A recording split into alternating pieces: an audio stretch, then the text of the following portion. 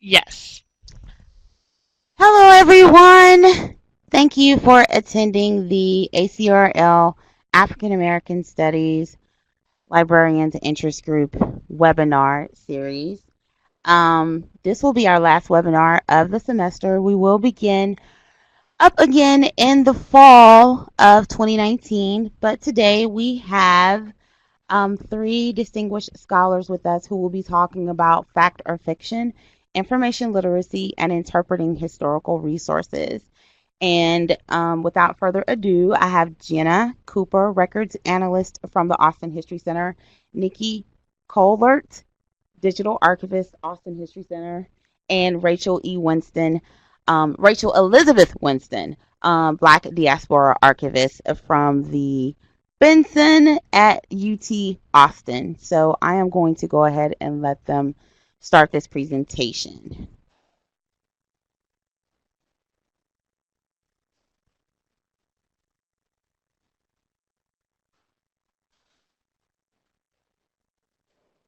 All right, thank you so much, Kimberly. So this is us. Welcome. And so we're going to start out by just framing this webinar by asking, why is this important? And I'm sure that, it's kind of a no-brainer to most of us in this field. Um, I'm noticing too that the slides are a little bit wonky looking. Apologies. We will try to figure out how to fix that. Um, Might be a compatibility issue. But going forth, without information and historical literacy, trust erodes between people who are in different ideological groups, from the personal to the societal level. And I think that's something that we are seeing and have been seeing increasingly in the last 10 years. Community ties fray in siloed, hyper-partisan environments. History is more likely to be perceived as one-dimensional and linear. So, we tell stories as communities, as a society, and if the stories that we're telling aren't nuanced, don't include the voices of people who have been marginalized and oppressed, um, they are fundamentally misunderstandings of, the human legacy of history. Um, so I believe that for all of us who are information professionals, archivists, librarians, museum scholars, etc., that we have the tools to perhaps combat this, to talk about it in larger formats and settings. So why do we need to do this? The data very clearly shows that Americans increasingly say sorting out fact from bias is difficult. And it has become incredibly difficult since the advent of Web 2.0, quote unquote, which includes social media, Facebook, Twitter, etc. It's very easy for us to get siloed in these sort of segmented information spheres. And there's a lot of information. We're all creators, which is wonderful and democratic, but it also makes it harder and harder to wade through information. So that is right now, of course, incredibly tied with interpretation of the First Amendment. And the First Amendment protects information on the internet that is verifiably true or false. Of course, Facebook could say, we don't like your content, we're going to take this down, but the internet as a whole is still very much the Wild West. And so we, in our various professions, can help our customers, our users, determine what information out there has quality and authority and weight.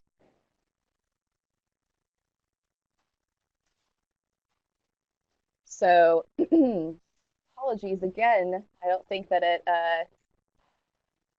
our slide, the background was, didn't come through the transparency. But anyway, so this is from ACRL's Framework for Information Literacy for Higher Education.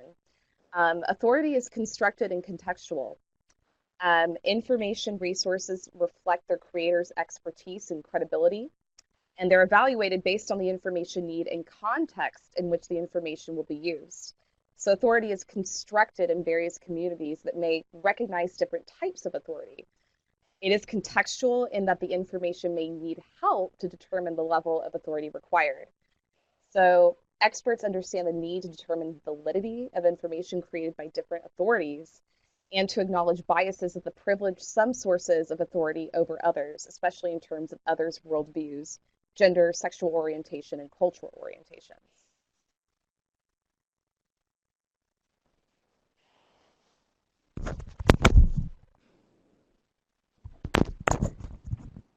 So when we talk about the authority of a resource, there's another issue that we should address, which is false balance. False balance is defined as giving equal weight to unsupported or even discredited claims for the sake of appearing impartial or neutral. But we should ask ourselves, how can we be neutral when information challenges our value and our ethical framework? For example, if racist or sexist values are part of a value continuum, value neutrality would be unethical, would it not? As information professionals, we have to ask ourselves, what is neutrality? What does it mean to be neutral? In archival work, the profession is having a larger conversation about what we call the neutrality lie. Archival scholar Randall Himerson wrote that archivists can use the power of archives to promote accountability, open government, diversity, and social justice. In doing so, it is essential to distinguish objectivity from neutrality. Advocacy and activism can address social issues without abandoning professional standards of fairness, honesty, detachment, and transparency. Are there times in your work when upholding neutrality or objectivity intersects with ethical concerns?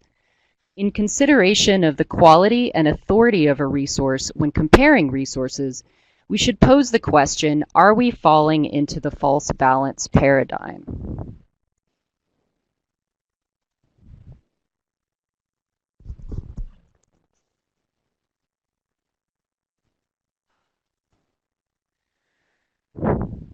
So providing all sources on a topic is not useful when all sources are not created equal. Hence why our work is complex and requires a diverse skill set. A fact may be true, but not all truths are facts. While we as humans construct truth based on our circumstances and experiences, if we encounter facts that are contrary to our truths, we have to go through the mental discomfort of reconstructing our truth, hence the saying, the truth hurts. This is a good segue into historical interpretation and the idea of collective truths, which differ depending on what communities you're a part of and what authorities you recognize. The truth of the past hurts with the awareness that we come from a difficult history.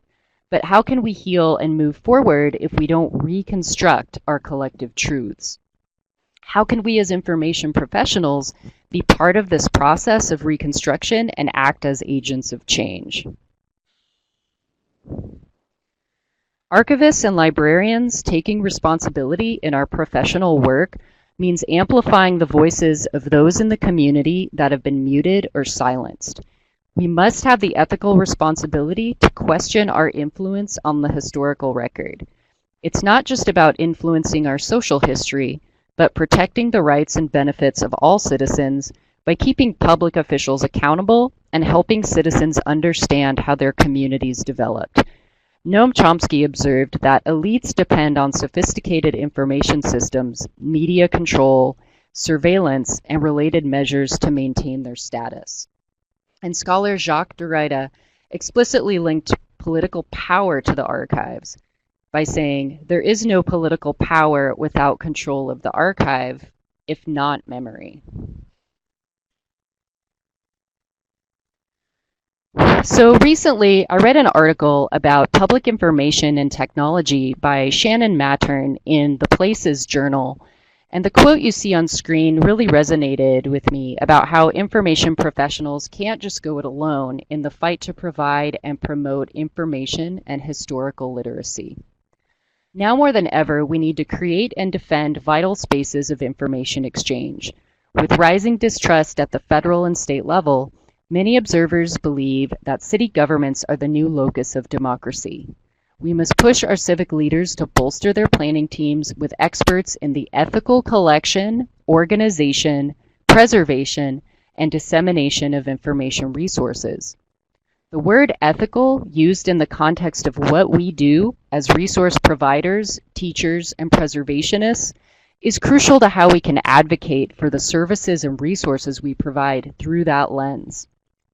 Local, state, and federal agencies can be our advocates and vice versa if we work together. What is distressing is when government works to reduce or eliminate access to records. Speaking of defending information exchange and transparency, the Texas House recently voted on a bill that would greatly reduce the public's ability to know how the legislature does its business with House Bill 4181, which was brought to the floor with no public hearing or testimony. HB 4181 would remove the authority which the Texas State Library and Archives has had for 110 years to preserve and make available the historical record of the legislative branch of Texas government. The Texas Library Association has made an official statement and has provided links to our state representatives that we can contact with our concerns. We can't do what we do and evolve in a progressive way without the support and action of our professional associations. So kudos to the TLA for taking a stand on that issue and other political issues that affect our work and government transparency. And now I will turn it over to Rachel Winston to talk about historical interpretation and her work collecting the Black diaspora at the Lila Spencer Latin American Studies and Collections Library.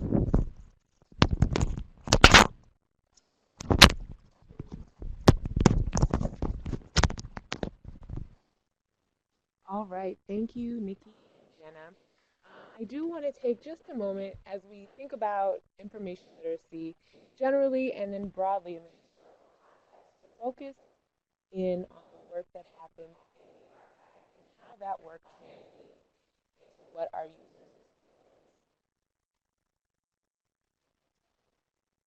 As an archivist, and for those who find themselves working in libraries doing work similar to that of an archivist, or just simply working in an archive, you are probably familiar with the idea of collective charge to collect, make accessible value. In a moment, however, that just doesn't, frankly, cut it anymore, right? So when we think specifically about collecting, we need to push ourselves to think about how do the collections impact the institution that we work in, and an extension of that, our community. We also need to think about equitable and fair donor and community. So our collections on a micro level, how they live in the spaces where we work, and on a macro level, how that fits in. When we then think about preservation, questions like what voices and narratives are being elevated and or possibly silenced, as well as the choices, what choices consume the most resources. Are there ways to create more equity across collections, or are there spaces in our collection that are more dedicated to resources that have history of it? When we then think further on that topic of access, questions along the lines of how do we provide access and how can we improve our access are crucial, as well as thinking about how can our collections have a life beyond that? How can we engage what we care for with the community and give life to something, whether it's scholarship or publication, community events, or really anything. A lot of space now to think more creatively, especially as digital technologies and public history digital humanities as a field. Hi, this is Gina with ACRL. The presenter right now is really difficult to hear. If you could just rearrange yourself so she's closest to the microphone. God, is this better? Thank you. Hello? That's much better. Okay. Apologies for that. We will continue on. So in order to provide access, archival description is key. And this is something that there's a lot of conversation happening around, a topic there's a lot of conversation happening around in SAA, the Society of American Archivists, right now. Archival description, we're all humans, right? As archivists, as archival professionals and information professionals. And those of us who are currently doing this work are often working with legacy description. So materials that were described by people who had their own biases and prejudices, writing and documenting about communities. And so not only are we charged with doing our own work in an ethical and sensitive way, but we're also dealing a lot of times with problematic legacy description. And so as we work to address this, it's really important to first understand one's own positionality and what you bring to the table. And when these slides are made available and the formatting will be corrected, I hope you all, I thank you all for your patience with us today in regard to that. The links will also be available. There's a link on this slide to SAA's Cultural Diversity Competency Workshop. It's something that you can bring to your institution and also provide some information, more information on that. One of the more troubling things I come across in my work is when using or referencing historical terminology, often language that in today's world could be deemed as pejorative or derogatory. Oftentimes it is. In a practice of wanting to erase those terms when they're present in the document, and when researchers wanting to study a particular topic will often use those terms to access documents and records. So when an archivist steps in and removes that terminology, what happens with the level of access? Sometimes, as I've seen, there have been some real challenges there. As we continue to work towards strong and competent, culturally sensitive description, there are some questions that I am constantly thinking of, and I want to share those today. Thinking about language and is it inclusive? Thinking about if language is causing harm and if it is, to whom. Are there biases or prejudice being imposed in the description? Is the content of the record or the collection being accurately represented with the description?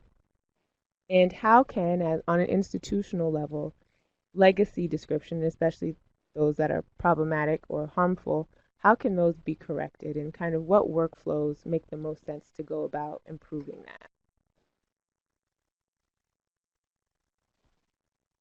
So kind of touching back on Nikki's point earlier on historical interpretation and the power that archival records have to influence the way people think and see the world today. Here are just a list of examples of what this work can uncover. People and communities historically disenfranchised can be humanized and seen as people and not just a statistic or a demographic. Individuals can be located, family members who were once lost or victims of violence can be located in records.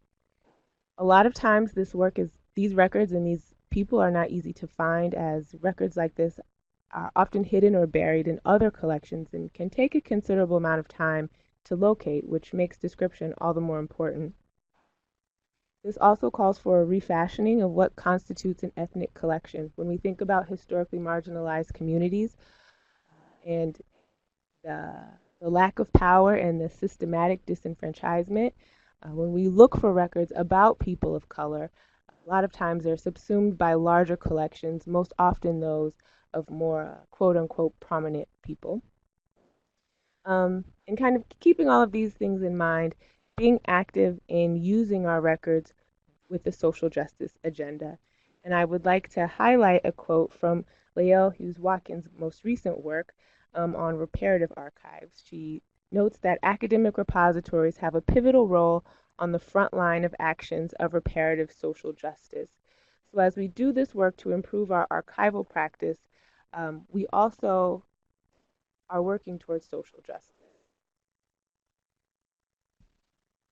And so here I want to highlight a book by Christina Brooke Danielle that looks at the civil rights movement then and now, using historical records as a lens to show a history and to help contextualize the space we're in now for all members of our society, not just those who want to frequent an archive or those who are already familiar with specific aspects of history.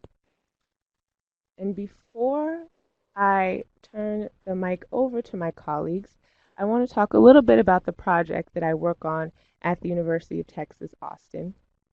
I'm working on a project we call the Black Diaspora Archive, and it's a collaborative partnership between the libraries, Leela Spencer Latin American Studies and Collection, and the Black Studies Department, as well as the Office of the President, to build a special collection for the libraries documenting the Black presence across the Americas and in the Caribbean.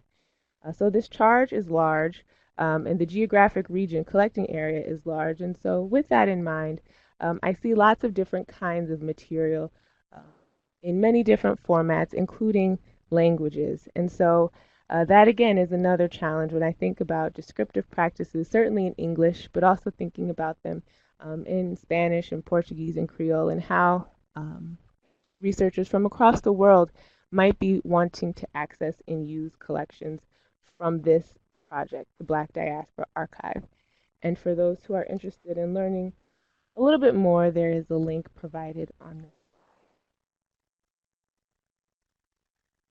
So ultimately, as an archival professional, I see the work that happens in the archive as empowering, right? We're not only guardians and custodians of records of enduring value, but we're also the facilitator between researchers and records. And so if we can empower our users both in our physical spaces and in the methods they use to find information, then we're really doing our jobs.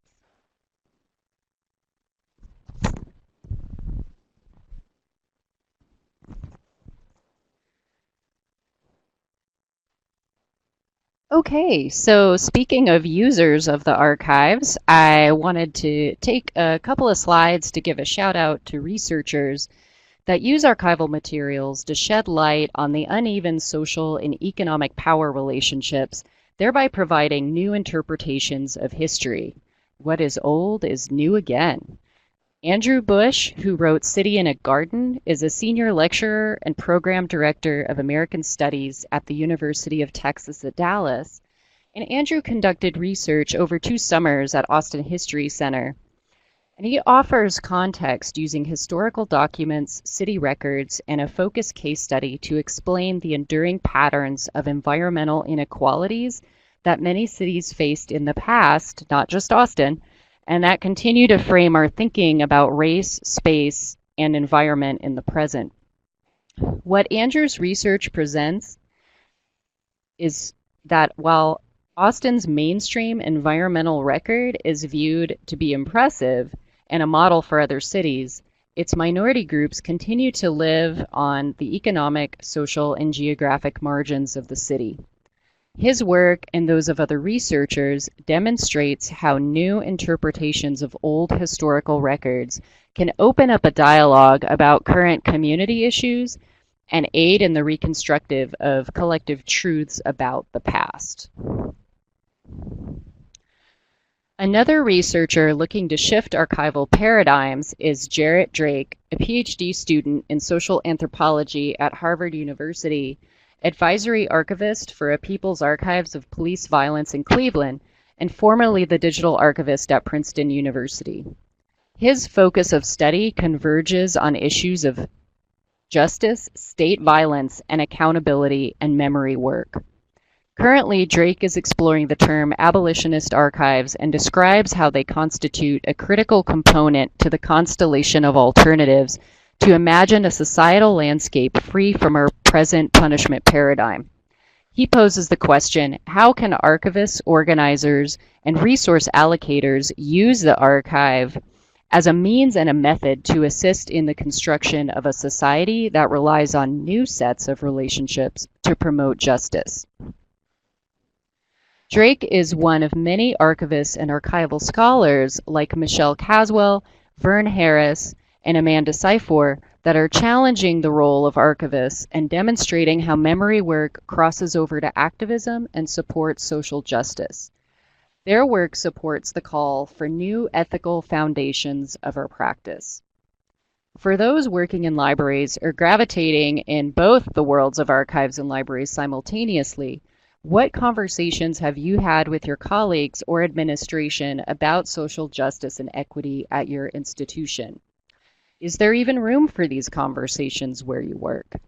During my time working in archives and libraries since 2010, I can say that these kinds of conversations were not always well received. Over time, I have seen a shift in attitudes in the information profession, and it helps when the conversations are started in our professional organizations to set that precedent which can open the door for dialogues in the workplace and within the community. I'm currently part of a local group of information professionals called Breaking Library Silos for Social Justice, where we meet to discuss these issues and how we can enact change locally, and also just become more aware of the work that other information professionals are doing in our respective communities. This group is fairly new and started small, but it's important to have safe spaces where we can have this dialogue with each other, even if our current institutions aren't quite ready to shift paradigms just yet. So now I'm going to turn it back over to my colleague Jenna, who'll present some insights about our symposium from last November.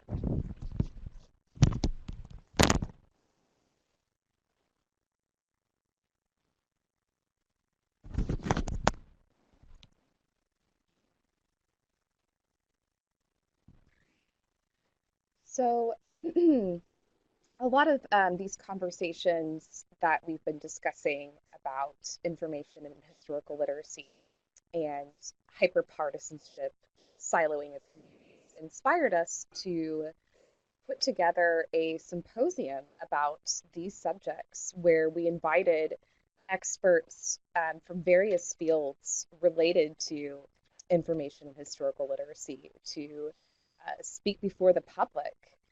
This is a conversation that is, I think sometimes seen as incredibly meta. We don't, I feel, talk as much about information literacy to the public as much as we do among ourselves. So it took about 4 to 5 months to plan this. We had 2 panel discussions, and we chose to have panel discussions very explicitly because we wanted to have organic conversations. We wanted to have deep dives into various subdisciplines, and we wanted to make the audience feel like these people on the other side were accessible. So our first panel discussion was on information literacy. Our guests for the first panel were Leah Scarpelli. She is a producer-director of the Texas Standard, which is a very, I wouldn't say it's actually grassroots, but it relies a lot on grassroots journalism to get to the heart of what goes on in Texas politics, Texas society, from a number of viewpoints, many of which come from communities that have been marginalized, come from folks such as migrants from Central and America, the Black community in East Austin, which is being pushed out due to gentrification. So we also had Matthew McGlone. He is a professor of communication studies at UT, and he focuses very specifically on persuasion and deception in online environments specifically. Finally, we had Elise Naka, who is head of information literacy services at UT.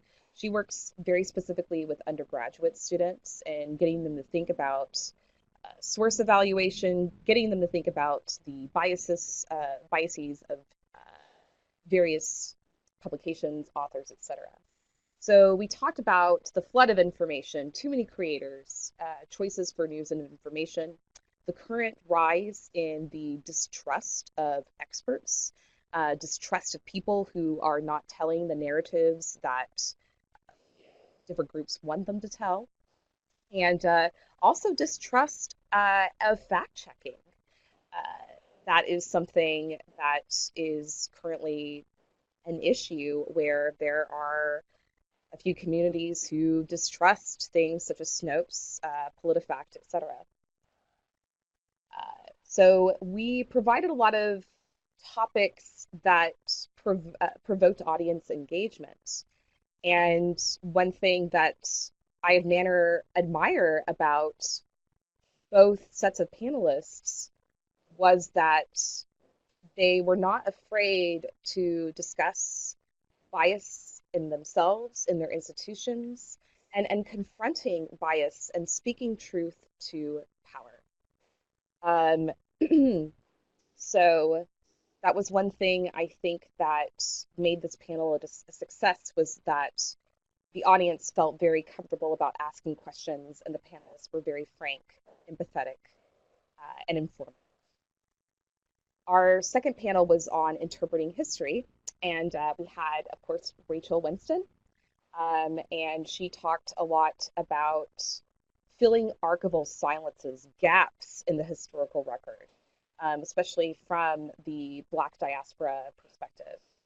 Amanda Hasso, she was an archivist, the Latinx archivist at the Austin History Center, excuse me, and now she works for the City of Austin Equity Office, which combats racism, sexism, all kinds of various forces that erode institutions and trust.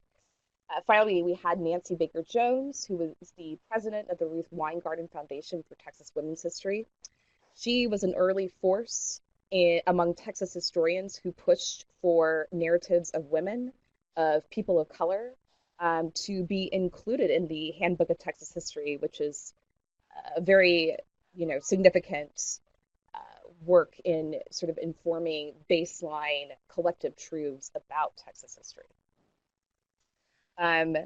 Going back, excuse me, to that slide, we talked a lot about transparency in methodologies used by historians and archivists. Again, a very meta subject that we don't talk about enough, that I think could bridge gaps between institutions like archives and the public. We talked about primary source evaluation and how primary sources are created by people with their own biases, and how to navigate between the shades of gray in the historical record. We talked about how the historical record isn't complete. We're not done talking about it. We probably never will, because of voices that have been silenced, that are continue to be silenced, and how revisionist is not a bad word. If we weren't revising and rethinking the historical record with new information, new insights that we get, we would be doing horrible injustices to people who have been silenced. We had a lot of practical logistics. We were achieved funding through the Humanities Texas, which disperses government funds for small events such as symposiums, etc. So we're actually able to give our panelists honorariums. We were able to feed people, which was important during a 4-hour-long symposium. You gotta keep folks happy. And we were able to do marketing by cross-promoting. We worked with a number of entities besides Humanities Texas. We cross-promoted through UT, through St. Edwards. And so lessons learned, your program's going to be longer than 2 hours. Consider having folks register. You want to create that buy-in, that commitment. We had a number of people on Facebook clicked that they were interested, but we had a small in-person attendance of about 30 people. However, because we live streamed things, we got close to 1,000 views total for both panelists or panel discussions. It was unfortunate that when we had our event, I believe there was a home game and it was the first sunny weekend in about a month. So you gotta think about weather, you gotta think about what is going on in your community to get the most turnout. So we are passionately committing to future programming. This includes this webinar. Thank you all so much for tuning in. And we want to inspire other informational professionals to do this in their communities, whatever that looks like. If they're students, if they're the public, if they're activist groups, getting the word out for folks to think about the stories that we tell about our pasts, our present, and think about why these stories exist and what are the foundations for telling these stories. What is the truthfulness? Who are the voices that are getting privileged? So we just encourage y'all that this is so paramount to our democracy that, you know, we just want folks to feel empowered to do the same. We have fact-checking resources. Again, as Rachel said, we will be making these slides available. They'll be readable, we promise. So you can get some of these fact-checking resources for media pretty easily from the updated slides. We wanted to highlight something that we discovered, USA Facts, which is relatively new. It's a not-for-profit, nonpartisan resource that shows trends in government spending and results, which I think is a very hard thing to navigate. So again, going back to speaking truth to power, this is a database that allows, you know, everyday folks to sift through the very convoluted, sometimes, machinations of government. All Sides is a very fascinating resource as well. Not saying that all sides are equal, because they're not, but it's just understanding, you know, where, you know, the left, the right, and the center come from on various interests, or not interests, sorry, but events and political phenomenon and so on, and just sort of seeing them side by side. Here are some ALA, SAA resources that we use for the symposium as well as this webinar. Fake News and Alternative Facts by Nicole A. Cook, as well as Contextualizing Archival Literacy by Elizabeth Yackel, Doris Malkmus, Christopher J. Prom, and Lisa Hinch. I will let you guys peruse this on your own. Will be readable.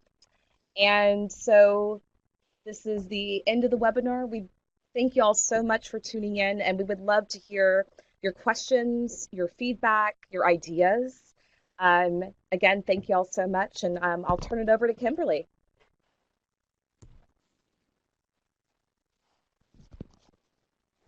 Thank you, everyone, for attending the webinar today, and we do have time for questions.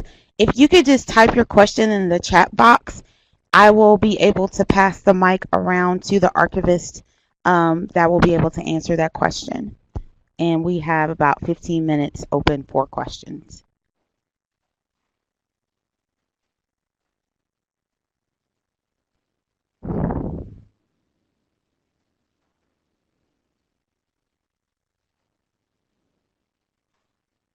And I just like to give a shout out to Miss Gladys Bell. Haven't talked to you in a while. Miss you lots. Hope to see you at ALA.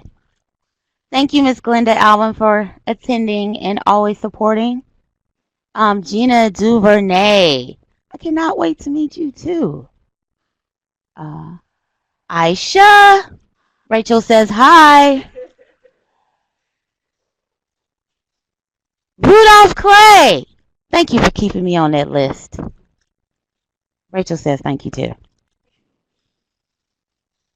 Everybody's saying hi. Y'all see this, right? Come on now. Y'all got to ask one question. I know the presentation was kind of off, but once I posted up on our webpage for ACRL AASLIG. Lord, I hope I got the acronyms right. It'll be visible for you to see all of the information. No questions? Did any students attend? I don't. Oh, did any students attend the? Here you go.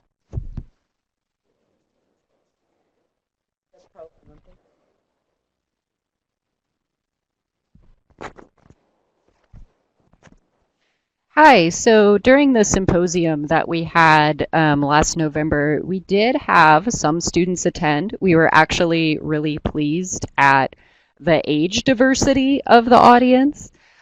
We had some students that were, couldn't tell if they were undergrad or grad students, but that ranging up to senior citizens. So we had a pretty mixed crowd, which was great.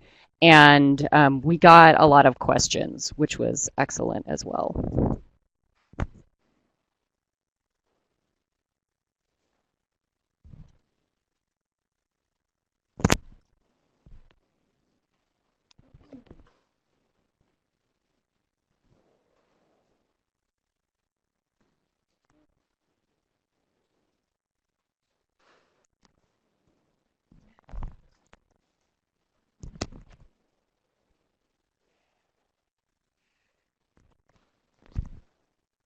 So a change in the connotation of revisionist.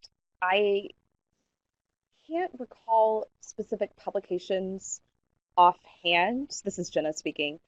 But if you like, I can, yeah, we can, I believe our emails are available on the slides. You can email all three of us and we'll send y'all some sources.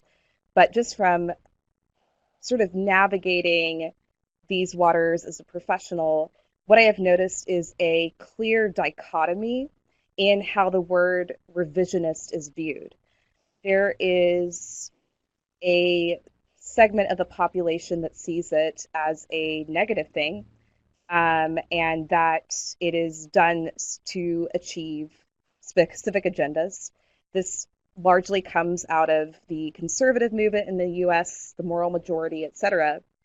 And then there are folks, which I have found come from a variety of political, societal backgrounds, etc., who see revisionist as a neutral term, one that seeks objectivity, I mean, as new sources come to light, as new things are unearthed, and who are actively looking to unpack and add to dominant narratives that were created in biased ways by institutions that held racist, sexist power, etc.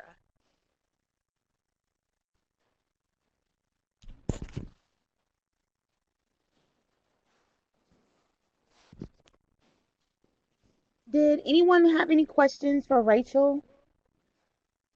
I think this is a great opportunity to be able to ask her a question, being that she is one of three African American archivists, archivists in the city of Austin, slash the state capitol. So just giving you that little tidbit. She's very special and dear to us. And now we have three people typing questions.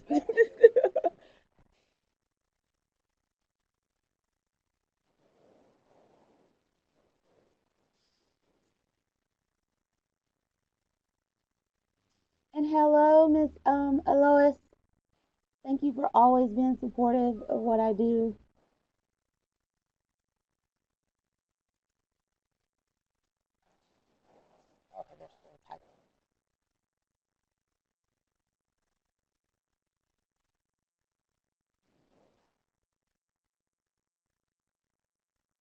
Give us a second. We're just waiting on the questions coming through the chat box.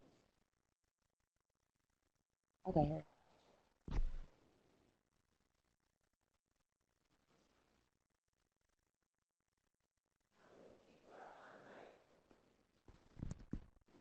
Okay, how many people are on your team?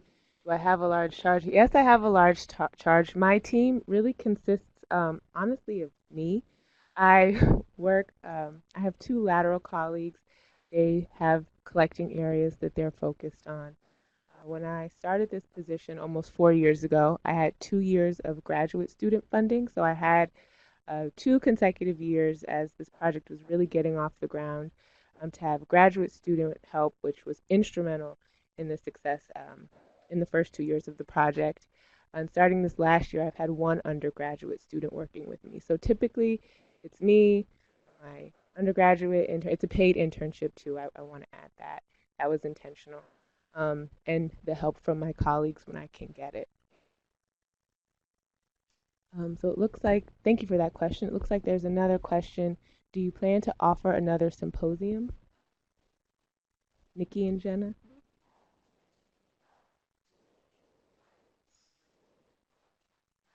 So there's talk of doing a live stream or a podcast in the future, possibly.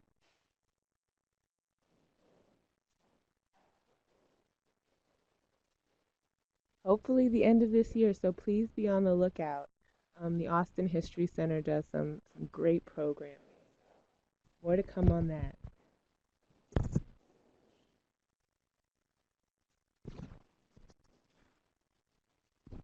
This is so funny. If y'all could be in my office space right now, we're like, this is musical chairs right now. I think we have one more question coming from Gina. It's so good to see a lot of archivists. Miss Gladys Bell, I'm shocked you don't have a question. How you doing at Hampton? I cannot wait to see you in June. Okay, so Gina, Rudolph is coming. Shout out to the Black Caucus of the American Library Association today for representing.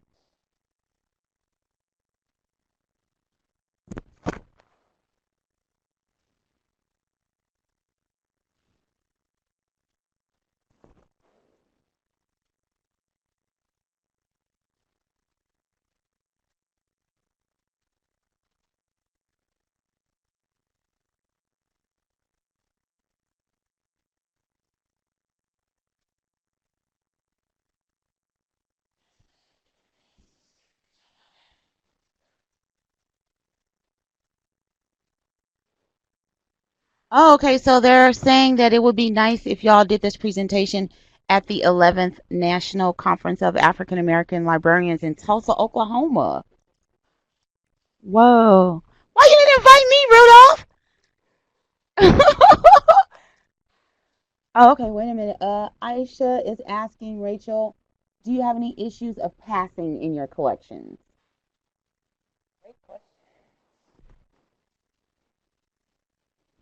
Thanks for your question, Aisha. So, no, I haven't come across issues of passing so far. I do have instances where, more often than not, people's race are just not acknowledged. So it takes like reading carefully text, usually like old Spanish, old French, to kind of get a sense of their identity or if their images looking physically at the person. But in terms of passing, I haven't come across too much of that yet. More so, it's erasure or omission of race and ethnicity.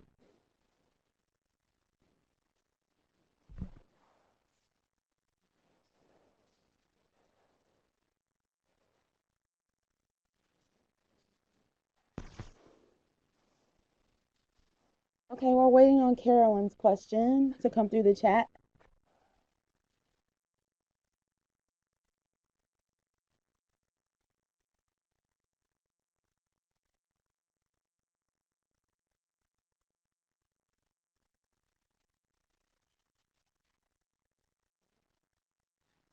Gina, just shout out to you in Alabama today. Carolyn, so I believe this is for Rachel. You mentioned language in your presentation. How important is language in your work or this project? And secondly, Second language is important. I am a native English speaker. I don't speak Spanish, although I read it well. I don't speak Portuguese well, although I can read it. Um, I come across those. Spanish, Portuguese, and Haitian Creole are the languages I work with most often outside of English. Um, I came into this position knowing French pretty intimately, and that's helped. I've learned a lot along the way. So the second language has been helpful. A lot of it's been on the job learning, and I do lean on my colleagues at the Benson Latin American Collection a lot for help with translation, especially when we're thinking about, um, 18th, 17th century um, language. But yeah, it can be a challenge, that's for sure. Thanks for that question.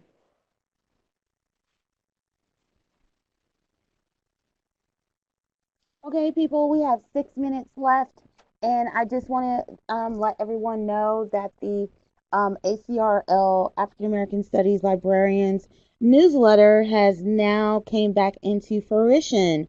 It's entitled ENIA. The first publication will be published in June for ALA. We have also created a map with pins with regards to all the African American places that you might want to frequent. That information will also be in the newsletter, as well as the new call out or presentations for fall 2019 and spring 2020. Um, I hope to be able to see everyone at ALA this year, uh, and I hope that you have a safe flight there. We will have a meeting with regards to ACRL AASLIG, and that information will be in the newsletter, and I will also upload it to BCA LAA and send it out on Facebook for all of the groups that we're a part of. But I would just like to thank you for taking time out to support this professional webinar series. We began in November of last year, and we have had a huge response of scholars from all different walks of life sharing their expertise with our community, and I'm very appreciative for that, and I've learned a lot this semester. Also look forward to all of the webinars to be archived on our webpage, and they will be available May 30th, all of them. And again, I would just like to thank all of the past conveners, the new incoming convener coming in, and liaison, and just again, I can't wait to see everyone. I'd like to thank my colleagues, Nikki and Jenna, as well as my colleague across the street, Miss Rachel, and I hope you enjoyed this today. And you have a blessed remainder of the week. And I'm going on vacation, people, for about 12 days. So I will think about you at some point. Have a good one. And Aisha, I will be in contact with you. I know what I'm supposed to be doing. And thank you again, Miss Alois, and to the entire ACRL team for making this happen today. Holla Black!